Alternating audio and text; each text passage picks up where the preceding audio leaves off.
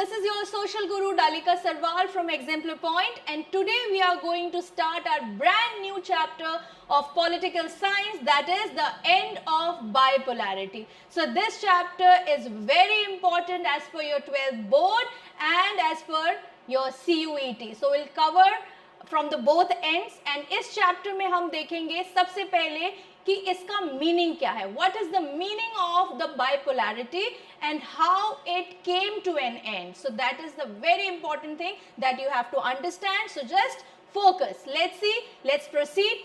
सबसे पहले देखते हैं बाइपोलैरिटी का meaning. Bi means two, right. Bi का मतलब होता है दो, और पोलैरिटी का मतलब होता है पोल्स अपार्ट. Poles apart. जैसे कि आप पिक्चर में देख पा रहे होंगे, मैंने यहाँ पे यूएसए और यूएसएसआर का फ्लैग मेंशन किया है, जिसमें आपको ये जरूर पता चल गया होगा कि यहाँ पे हम दो कंट्रीज की बात करने वाले हैं, और ये दो कंट्रीज जो है वो बिल्कुल पोल्स अपार्ट है, बिल्कुल अलग है आइडियोलॉजी वाइज. सो इस चैप्टर में हमें यही देखना है कि ये बाइपोलैरिटी किस तरीके से एंड हुई है, और दूसरी बात कि इन कंट्रीज का सिस्टम कैसा था. तो सबसे पहले इस चैप्टर को इंट्रोड्यूस कर देते हैं, इन दोनों कंट्रीज को इंट्रोड्यूस कर देते हैं. सबसे पहली चीज आप समझिए कि सेकेंड वर्ल्ड वॉर का टाइम है. सेकेंड वर्ल्ड वॉर जो है अब एंड हो गया है और कोल्ड वॉर की सिचुएशन हो गई है. कोल्ड वॉर की सिचुएशन क्यों हुई है?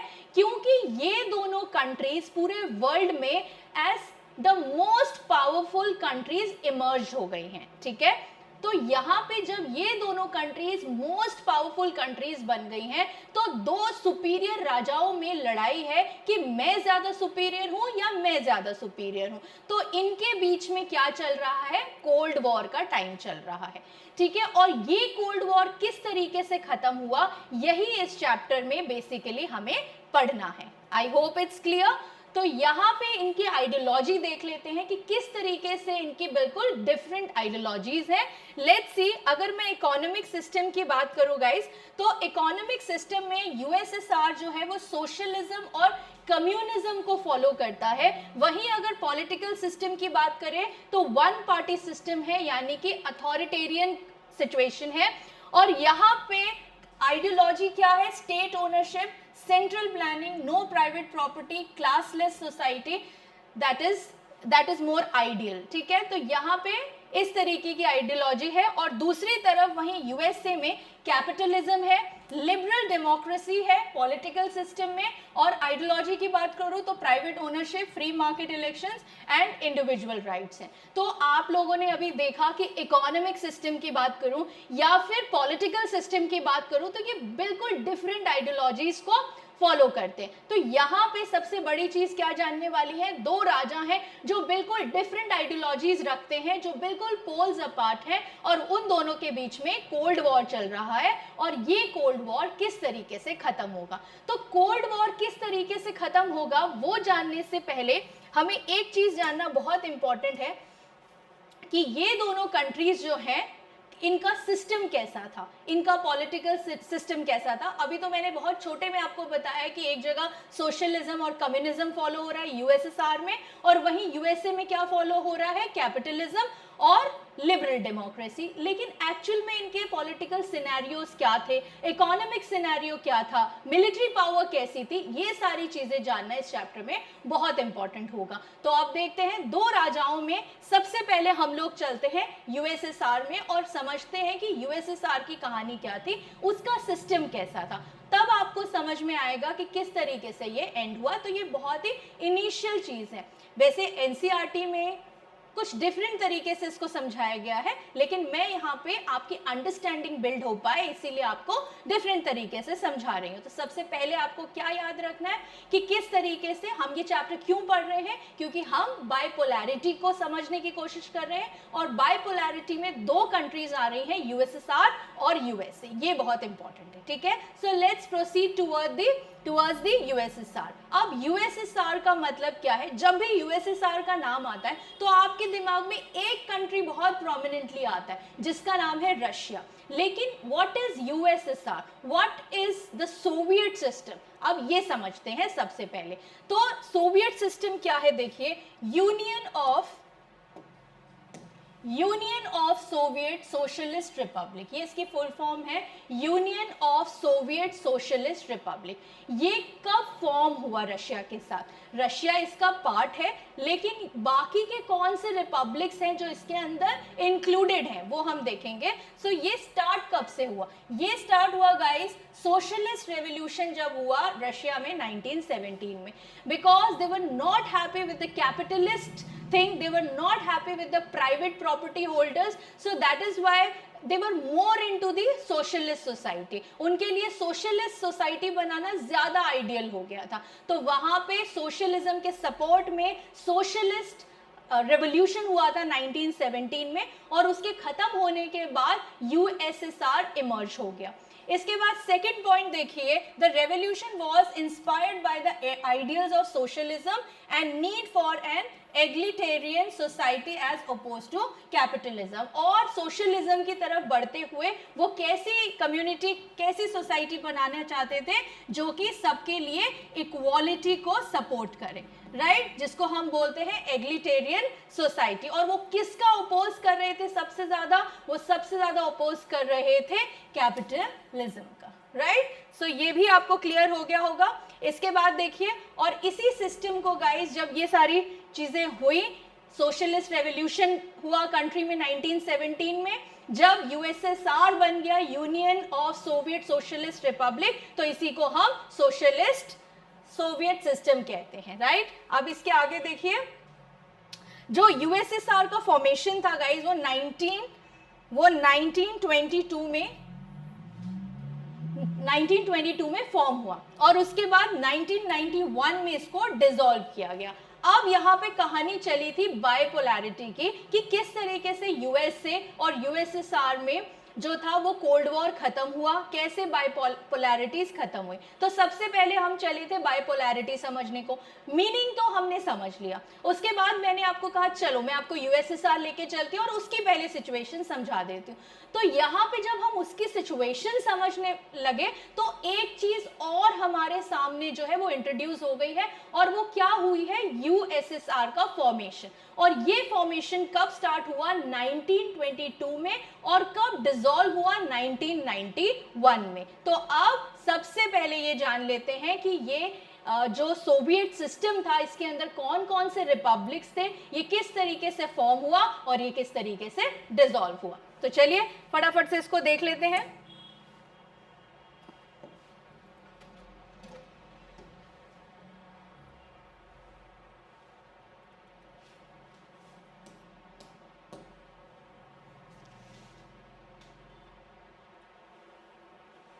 यस गाइस, तो ये आप अपनी स्क्रीन पे देख रहे हैं यूएसएसआर का मैप, जिसमें मैंने कहा कि और भी रशिया के अलावा भी बहुत सारे रिपब्लिक्स इंक्लूड हो गए थे 1922 में जब इसका फॉर्मेशन हुआ। तो यहाँ पे हम इस तरीके से देख सकते हैं, और यहाँ पे कुछ कंट्रीज के, कुछ एरियाज के, कुछ रिपब्लिक्स के नाम है, इन्हें हम रिपब्लिक्स बोलते हैं, राइट। सो यहाँ पे क्योंकि सोवियत सिस्टम में रिपब्लिक्स बोला है ना, कंट्रीज नहीं बोला, तो दैट इज वाई रिपब्लिक्स इसमें इंक्लूडेड है। अब हम सबसे बड़ी चीज देखते हैं कि ये क्वेश्चन जो है वो सीयूईटी के पॉइंट ऑफ व्यू से भी बहुत इंपॉर्टेंट है।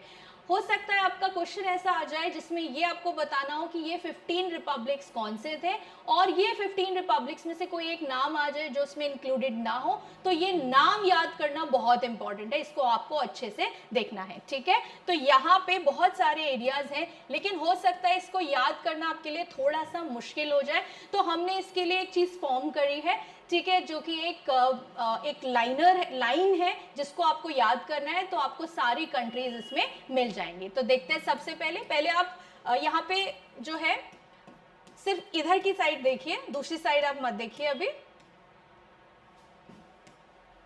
तो आप अपना पहले सिर्फ राइट साइड देखिए, लेफ्ट साइड अभी मत देखिए। कंट्रीज का नाम तो आपको दिख ही गया होगा। आई होप आप इस पर्सन को जानते हैं। ये पर्सन जो है ये कौन है? ये है एलन मस्क। अब एलन मस्क क्या करते हैं? अपने ब्रदर के साथ है, और इन्होंने क्या किया, let's see. Allen's lazy little brother usually makes really a good Apple kheer using the tasty kiwi, right. तो ये इसका लाइनर है जिसको आपको याद करना है। एक बार दो बार आप याद करेंगे तो आपको 100% याद हो जाएगा। So Elon's lazy little brother makes usually makes really a good apple kheer using the tasty kiwi. तो जब हम इसको याद कर लेंगे उसके बाद हम यहाँ से इसके कंट्रीज के रिपब्लिक्स के नेम को डिराइव करेंगे. तो लेट्स सी, सबसे पहला ई से है एस्टोनिया, राइट. एल ए को आप लटाविया कर सकते हैं और एल आई को आप लिथुनिया भी कर सकते हैं. सो ई Estonia, second Lithuania, third Latvia, Belarus, Uzbekistan, Moldova, Russia, Armenia, Georgia, Azerbaijan, Kyrgyzstan, Ukraine, Tajikistan, Turkmenistan and Kazakhstan. तो ये 15 रिपब्लिक्स जो थे, जो हमने मैप में देखे, यही उन 15 रिपब्लिक्स के नाम है और इन्हें आपको अच्छे से याद करना है. ओके, सो लेट्स प्रोसीड, आगे बढ़ते हैं. तो ये रही टेस्टी कीवी खीर, ठीक है. देखिए एप्पल यूज करके कीवी यूज करके एप्पल खीर बना दी. तो इस लाइन को आपको याद करना है और आपको इन रिपब्लिक्स के नाम अच्छे से याद करने हैं, ठीक है. सो लेट्स प्रोसीड. अब आगे देखते हैं. ये तो अब आपको समझ में आ गया कि यूएसएसआर में कितने रिपब्लिक्स थे और ये जो सोवियत सिस्टम बना उसमें कौन कौन से भाई इंक्लूडेड थे. अब आपने 15 भाइयों को एकजुट देख लिया है. 15 एक फैमिली में 15 भाई जो है वो इंक्लूड हो चुके हैं, राइट. अब आप सेकेंड चीज देखिए, बहुत इंपॉर्टेंट, कि वहाँ यूएसएसआर में वहाँ की इकोनॉमी किस तरीके से रन करती थी, इकोनॉमिक सिस्टम कैसा था, ठीक है. क्योंकि इकोनॉमिक सिस्टम जाने बिना तो फिर काम होगा नहीं. इकोनॉमिक फीचर्स जानना इज वेरी इंपॉर्टेंट कि किस तरीके से अब as a very powerful, as a most powerful country emerge हुई है. तो देख लेते ना पावरफुल कंट्री के इकोनॉमिक फीचर्स क्या है. Let's see. तो इकोनॉमिक फीचर्स में गाइस सबसे पहले आता है कि वहाँ पर सेंट्रलाइज्ड प्लानिंग स्टार्ट हो गई. एक चीज बहुत इंपॉर्टेंट, वहां पे स्टेट ओनरशिप थी, यानी कि वहां पे जो कंट्री की गवर्नमेंट थी वही पूरे एरिया को, पूरे 15 रिपब्लिक्स को कंट्रोल करती थी, ठीक है. और वहां पे वन पार्टी सिस्टम था. वन पार्टी का मतलब एक ही पार्टी थी जो वहां पे रूल करती थी. अब इस पार्टी का नाम क्या था? The communist party of Russia. ये आपको पता होगा. तो यही 15 के 15 रिपब्लिक्स को रूल करती थी, ठीक है. तो आगे और फीचर्स देख लेते हैं इसके जल्दी से. ये इकोनॉमिक फीचर्स की हम लोग बात कर रहे हैं. देखिए सबसे पहली चीज स्टेट ओनरशिप, ये मैंने शॉर्ट में दे दिया है ताकि आप लोग यहाँ से इसको रिवाइज कर सके. स्टेट ओनरशिप इकलौती, ठीक है, इकलौती पार्टी है, वन पार्टी सिस्टम है यहाँ पे और यही पूरे 15 रिपब्लिक्स को कंट्रोल कर रही है, ओन कर रही है. Second thing centralize planning, no private property because they were opposing the capitalist market. तो वहाँ पे पर्सनल प्रॉपर्टीज, प्राइवेट प्रॉपर्टीज होने का कोई लॉजिक ही नहीं था. Second thing. Third thing guaranteed employment. ये चीज़ अच्छी है कि सारे के सारे लोगों को एम्प्लॉयमेंट जो थी वो गारंटी की गई. इसके बाद देखिए प्राइस कंट्रोल एंड कलेक्टिवाइज्ड, ठीक है. प्राइस कंट्रोल था हर चीज पे, फार्म्स की कलेक्टिवाइजेशन होती थी, सब मिलके ग्रो करते थे और उसका जो भी आउटपुट होता था वो स्टेट ओन करके सब में उनके नीड के अकॉर्डिंगली क्या कर देती थी, डिस्ट्रीब्यूट कर देती थी. Next agricultural focus on heavy industry. So agriculture भी था वहाँ पे और फोकस जो था गाइज वो किस पे था, हैवी इंडस्ट्रीज पे था. कंज्यूमर गुड्स पे ज़्यादा, कंज्यूमर इंडस्ट्रीज को ज़्यादा इंपॉर्टेंस नहीं दी गई और किसको ज़्यादा इंपॉर्टेंस दी गई, हैवी इंडस्ट्रीज को.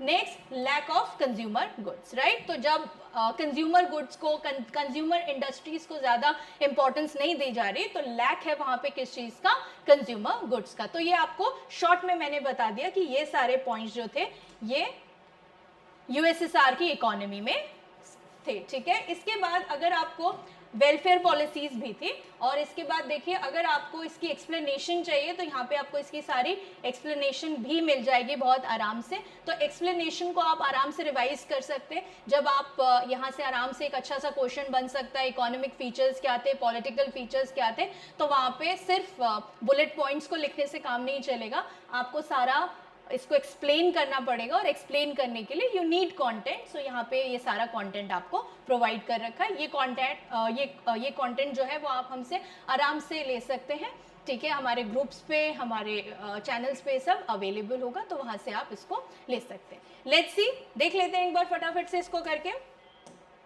All industries land resources were owned and controlled by government. तो एक ही पार्टी थी, एक ही गवर्नमेंट थी जो कि इसको ओन करती थी, इसको कंट्रोल करती थी। सेंट्रलाइज प्लानिंग था, मतलब कि प्रोडक्शन और डिस्ट्रीब्यूशन भी वही पार्टी डिसाइड कर रही थी, वही गवर्नमेंट, स्टेट गवर्नमेंट डिसाइड कर रही थी। यहाँ पे स्टेट ओनरशिप का मतलब, स्टेट का मतलब यहाँ पे राज्य नहीं है, स्टेट का मतलब है यहाँ पे government, right. No private property, कोई भी प्राइवेट बिजनेसमैन या एंटरप्राइज जो था वो वहां पे रूल नहीं करता था।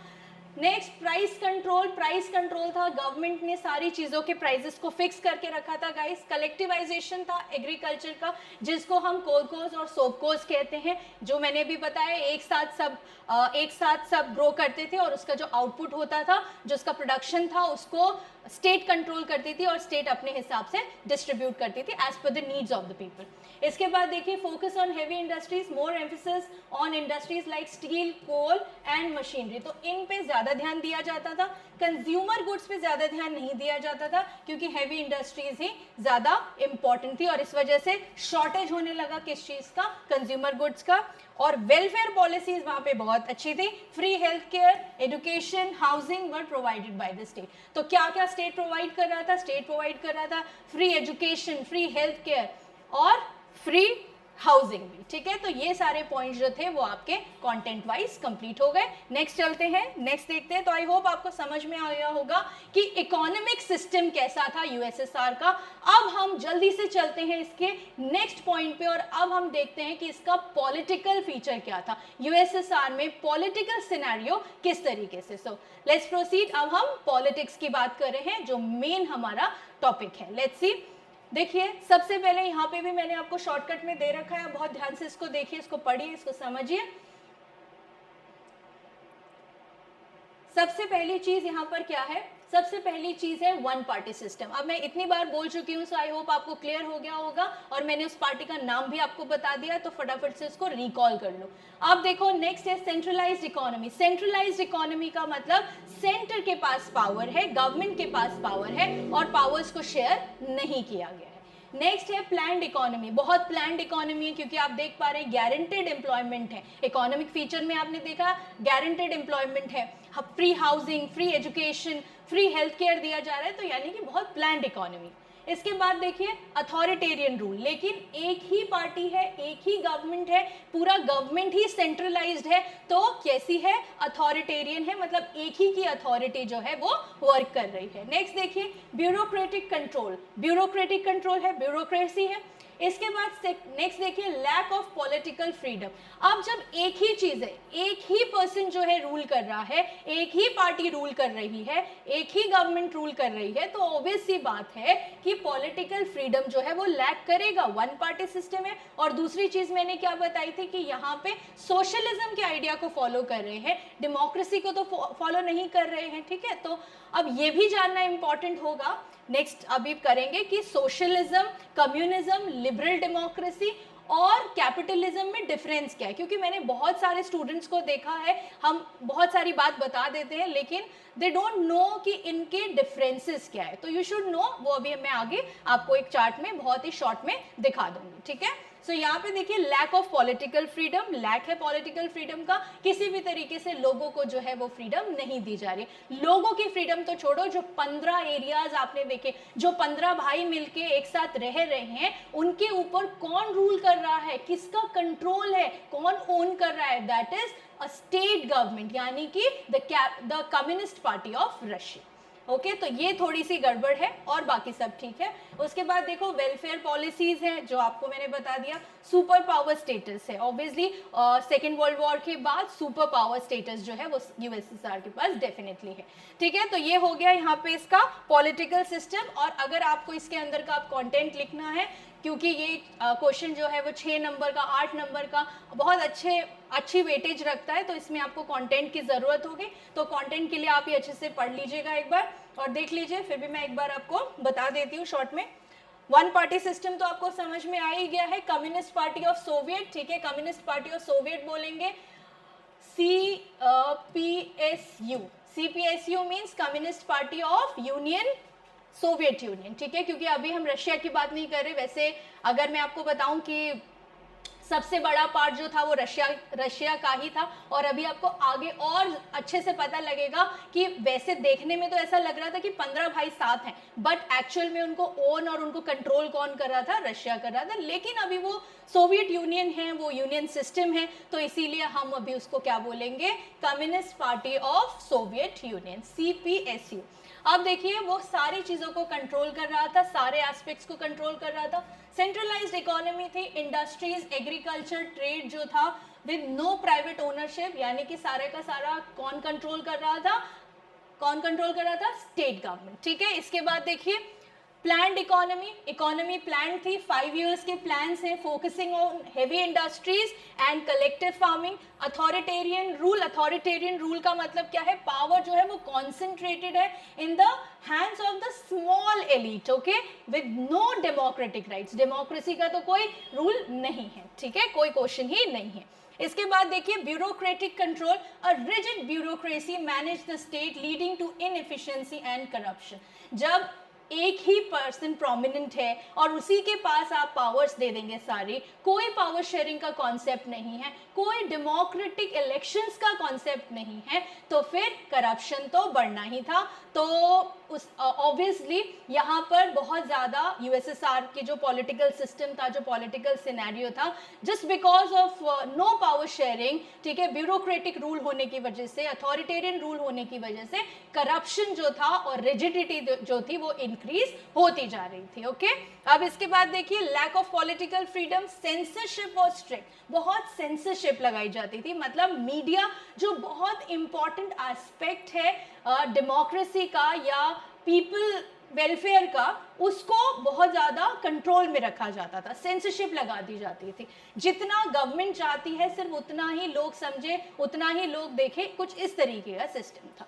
So and dissent was not tolerated, और किसी भी तरीके की छेड़खानी जो थी वो बर्दाश्त नहीं की जाएगी इन टर्म्स ऑफ सेंसरशिप। ठीक है, सेंसरशिप बहुत ही स्ट्रिक्टली फॉलो हो रहा है। चलिए इसके बाद देखिए सारा का सारा मीडिया, आर्ट्स और एजुकेशन सब कुछ कौन हैंडल कर रहा है, सब कुछ कंट्रोल्ड है स्टेट से, यानी कि गवर्नमेंट हैंडल कर रही है, तो फिर करप्शन तो होना ही था। इसके बाद नेक्स्ट है वेलफेयर पॉलिसी। वेलफेयर पॉलिसी आपने देखा, free education, health care, housing, ensuring the basic structure, basic standard of living. तो ये चीज़ अच्छी है, ये चीज़ लोगों को प्रोवाइड की जा रही है। लेकिन बस एक चीज़ मुझे लगता है आप लोगों को अभी खराब लग रही होगी कि मैम सब कुछ इनके पास है, they are providing everything, free housing, free education, free health care, but there is no freedom. Okay, कोई फ्रीडम नहीं है, बस ये एक थोड़ी सी प्रॉब्लम है।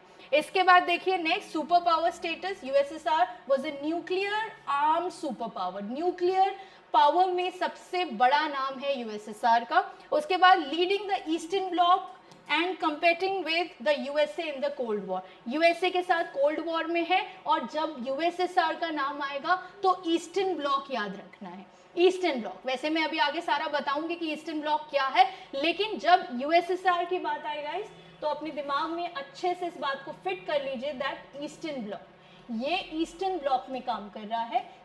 This refers to USSR, eastern block refers to USSR, और वेस्टर्न ब्लॉक किसको रेफर करता है, यूएसए को। अभी सिर्फ इतना जान लीजिए, ठीक है। So I hope it's clear, USSR की इकोनॉमिक कंडीशन और political conditions, I hope it's clear. So let's proceed.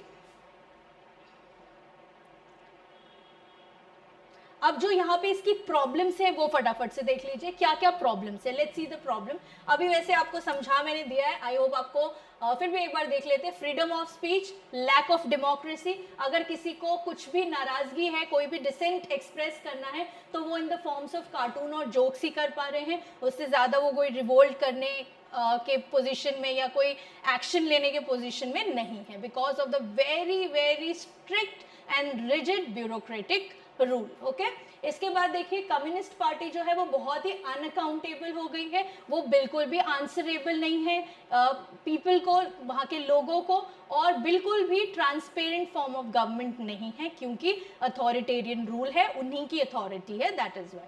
Next है party refuse to support 15 republic demand to manage their own affairs including cultural issues. अब आप सोचेंगे कि 15 republics हैं, 15 भाई या कह लो बहनें जो भी है एक साथ रह रहे हैं, ठीक है, बट जो communist party of Soviet union है वही 15 के 15 रिपब्लिक्स को कंट्रोल कर रहा है, और इसके कंट्रोल में बिल्कुल डिफरेंट मतलब डाइवर्सिफाइड एरियाज हैं। डाइवर्सिफाइड कैसे? In terms of language, tradition, बहुत डिफरेंट एरियाज है। आप अजरबैजान की बात कर लो, आप किर्गिस्तान की बात कर लो, आप यूक्रेन की बात कर लो, आप उज्बेकिस्तान की बात कर लो, तो बहुत, जॉर्जिया की बात कर लो, आर्मेनिया की बात कर लो, तो बहुत डिफरेंट सिनेरियोज हैं। और वहाँ पे इन 15 रिपब्लिक्स की रिक्वेस्ट है कम्युनिस्ट पार्टी से कि वो इनके डिसीजंस एटलीस्ट कल्चरल इश्यूज के डिसीजंस को खुद ले सके, बट ये राइट भी उनको नहीं दिया गया है। सो यहाँ पे 15 रिपब्लिक्स की जो डिमांड थी कि वो अपने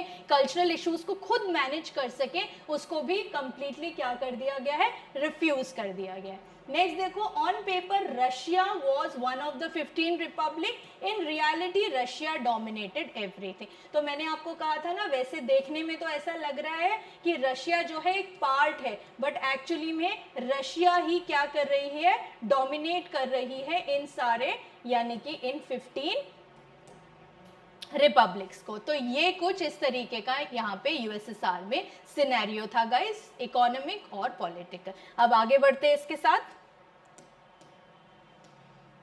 अब हम बात करते हैं थोड़ा सा मिलिट्री सिस्टम की। मिलिट्री देख लीजिए, क्योंकि न्यूक्लियर सुपर पावर है ये न्यूक्लियर आर्म्ड पावर है, तो और क्या क्या चीजें इसमें हैं वो भी देख लीजिए फटाफट से। Let's see, in arms race USSR military matched USA but not on great cost. Okay, so यहाँ पे थोड़ी सी चीज हमें क्या समझ में आ गई कि अच्छी है, बहुत अच्छी है इसकी situation military wise, but not at the cost of USA. मतलब यूएसए जितनी अच्छी पोजीशन में ये नहीं है, समहाउ जो है थोड़ा सा यूएसए से मैं कहूंगी थोड़ा सा लो ही लेवल पे आप देख पाएंगे इसको। तो यूएसएसआर जिसको लगता है कि वो बहुत ही सुपर पावर है, बहुत ही ग्रेट पावर है, जो कि है भी, लेकिन वो कहीं ना कहीं यूएसएसए से थोड़ा सा नीचे, थोड़ा सा लो मुझे फील हो रही है, ठीक है। इसके बाद देखो, ये मैं नहीं कह रही, ये उस टाइम का सिचुएशन कह रहा है।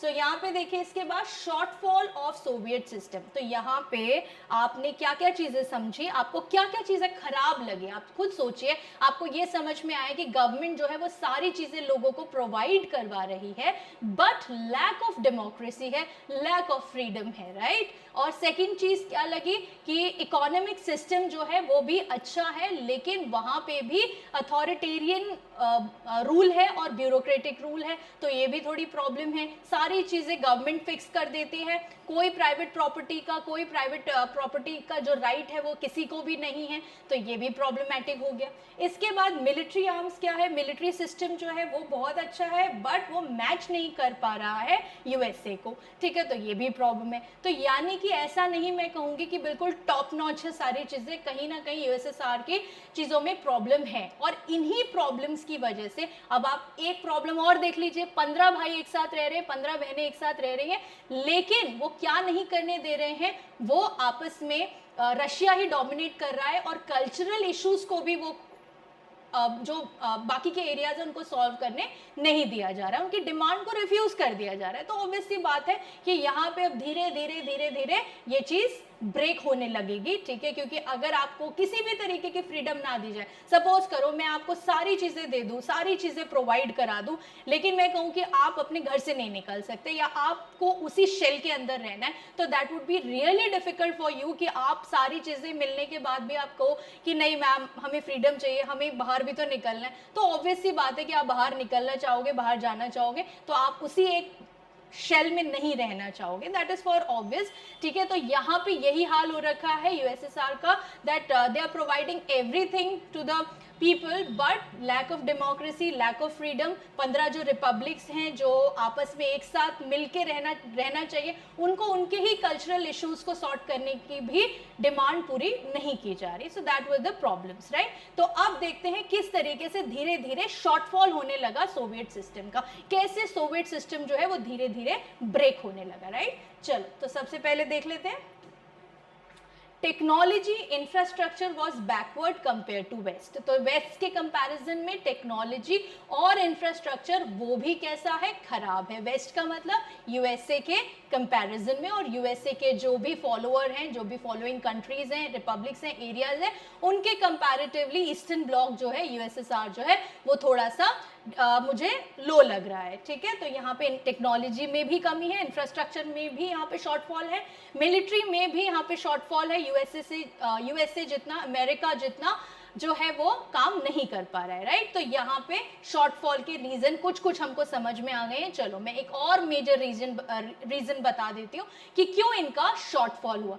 अफगानिस्तान, ठीक है, अफगानिस्तान के साथ ये लोग क्या करने लगे, ये लोग अफगानिस्तान को इन्वेड करना चाहते थे। उनके उसके इन्वेजन में इन्होंने बहुत सारा जो है वो पैसा खर्च किया, जिसकी वजह से और भी ज़्यादा प्रॉब्लम जो थी वो इंक्रीज हो गई। कैसे, देखिए, impact of Soviet invasion of Afghanistan in 1979। खुद की हालत ठीक ना हो उस टाइम पे अगर आप किसी और कंट्री को इन्वेड करने की कोशिश करोगे तो क्या होगा गाइस, प्रॉब्लम ही होगी। तो कैसी प्रॉब्लम होगी, देखो, वीकेंड द सिस्टम को इसने वीक कर दिया। Productivity and technology fail shortage of consumer good. अब आप इन्वेजन के प्रोसेस में हो तो आपको कंज्यूमर गुड्स भी प्रोवाइड कराते हैं, लेकिन आपका ध्यान जो है वो हैवी इंडस्ट्रीज पे ज़्यादा है, तो कंज्यूमर गुड की बहुत ही ज़्यादा शॉर्टेज हम यहाँ पे देख पा रहे हैं। Next, food imports increase every year. Food का इंपोर्ट जो है दूसरी कंट्रीज से उसको मंगवाना जो है वो स्टार्ट हो गया है, और वो बढ़ते चले जा रहे हैं। यानी कि जो आपकी कंट्री का पैसा है, जो करेंसी है, वो क्या होती जा रही है, वो अब्रप्टली खर्च होती जा रही है, खत्म होती जा रही है, राइट। इसके बाद देखिए, Soviet economy was flattering. So it was flattering मतलब बहुत ही खराब सिचुएशन हो गई है 1970s में, और लेटर 1970s में बहुत ही स्टैग्नेंट पोजीशन पे आ गया है यूएसएसआर। मतलब कुछ भी ठीक नहीं हो पा रहा है, बहुत सारी प्रॉब्लम्स है, lack of freedom, lack of democracy, 15 republics को उनके ओन डिसीजंस ना लेने देना, वो भी एक बहुत बड़ी प्रॉब्लम है। प्लस मिलिट्री की जो पावर है वो भी यूएसए से जो है वो compete नहीं कर पा रही है। उसके बाद हमने देखा इंफ्रास्ट्रक्चर और टेक्नोलॉजी वो भी टॉप नॉच हमें यहाँ पे नहीं दिखती है।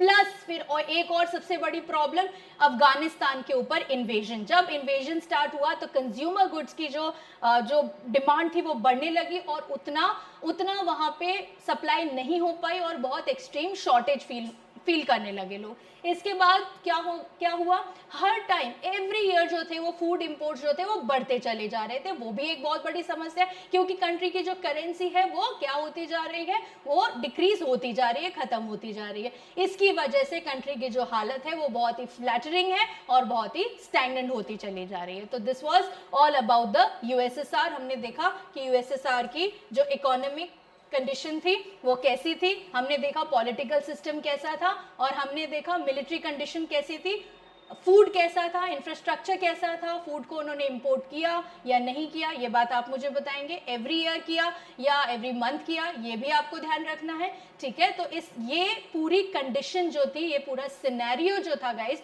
ये यूएसएसआर का था, ठीक है। तो जो अपने आप को सुपर पावर कह रहा है, जो सुपर पावर है, बट उसमें क्या लूप होल्स थे वो मैंने आपको बता दिया।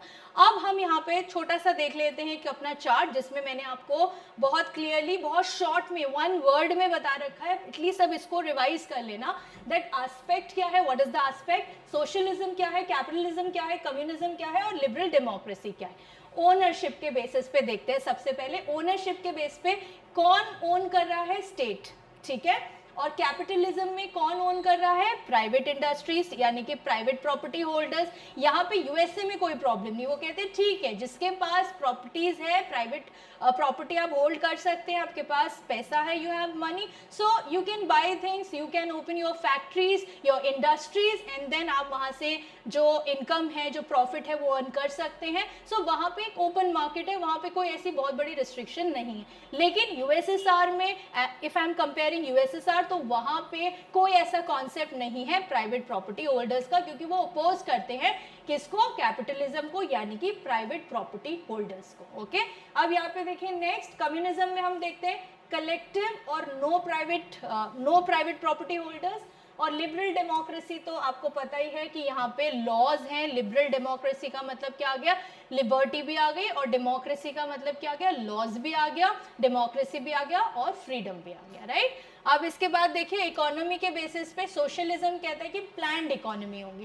कैपिटलिज्म में देखते हैं मार्केट बेस्ड होगा। मैंने बताया ना, प्राइवेट प्रॉपर्टी होल्डर्स है जो कि मार्केट को रन कर रहे हैं, जिसके पास ज्यादा पैसा है वो उस हिसाब से काम कर सकता है, ठीक है, जिसके पास जितना पैसा है वो उस हिसाब से काम कर सकता है। नेक्स्ट देखिए communism fully planned. Communism fully planned होगा क्योंकि एक लॉती गवर्नमेंट है, ज़्यादातर हमने एक ही गवर्नमेंट देखा है, एक वन पार्टी सिस्टम देखा है, तो यहाँ पे कैसा होगा, फुली प्लान्ड होगा। जैसे आपने देखा गारंटेड था जो आपका एम्प्लॉयमेंट था, और उसके बाद हमने देखा कि किस तरीके से सारी वेलफेयर पॉलिसीज जो थी वो लोगों को दी जा रही थी। नेक्स्ट देखिए लिबरल डेमोक्रेसी में market plus regulation. Liberal democracy में क्या है, मार्केट भी है प्लस रूल्स और रेगुलेशंस भी है, फ्रीडम भी है और लिबर्टी भी है, राइट। नेक्स्ट देखिए वेल्थ। वेल्थ के मैटर में हम लोग देखेंगे सोशलिज्म में रीडिस्ट्रीब्यूशन होगा। जितना भी आउटपुट होगा, जितना भी प्रोडक्शन होगा, जितना भी प्रोडक्शन होगा वो डिस्ट्रीब्यूट कौन करेगा, वो रीडिस्ट्रीब्यूट होगा, और वो एज पर द स्टेट होगा, एज पर द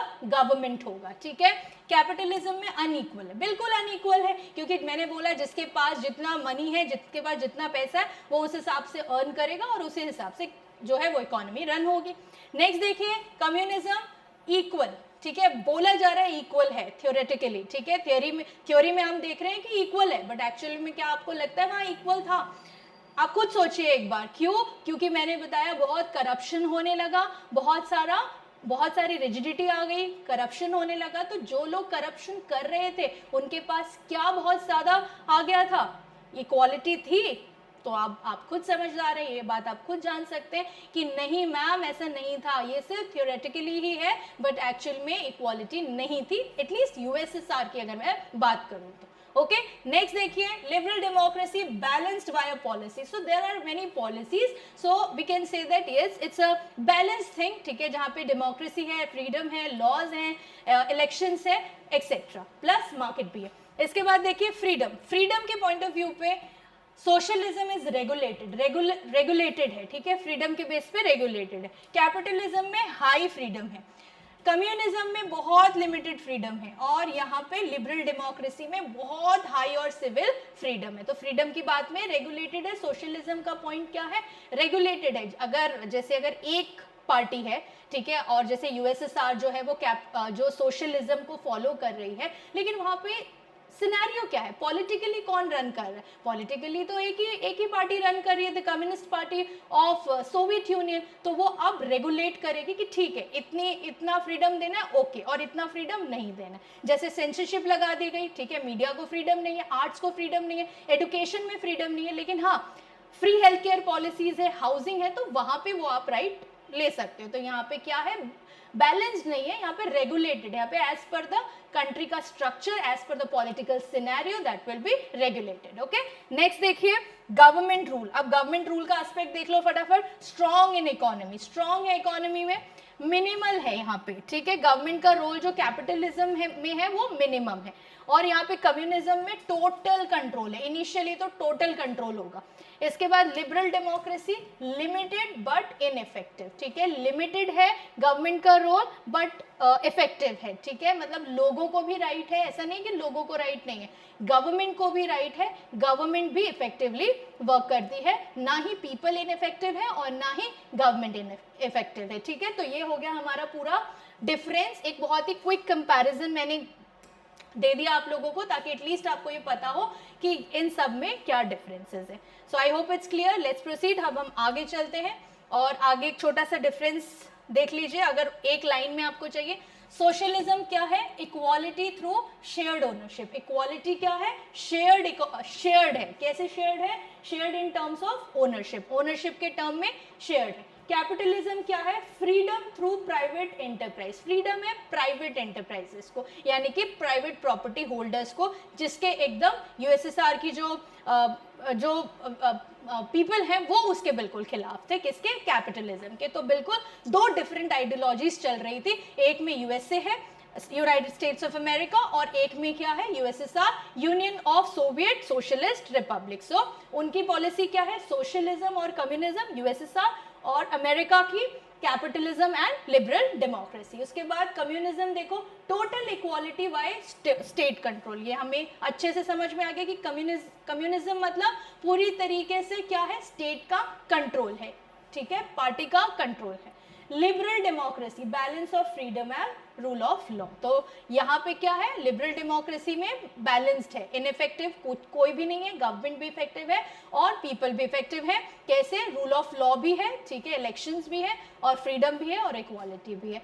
सो यहाँ तक हमने सारी चीज़ें समझ ली, ये बिल्कुल बेस था। तो यूएसएसआर के बारे में we have gathered many information and next class में हम लोग इसके आगे देखेंगे। So I hope it's clear, keep in touch, thank you so much, that's it for today.